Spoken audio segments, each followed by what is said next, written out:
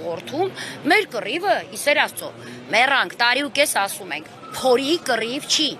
փորի կռիվ իրենցն է եղել։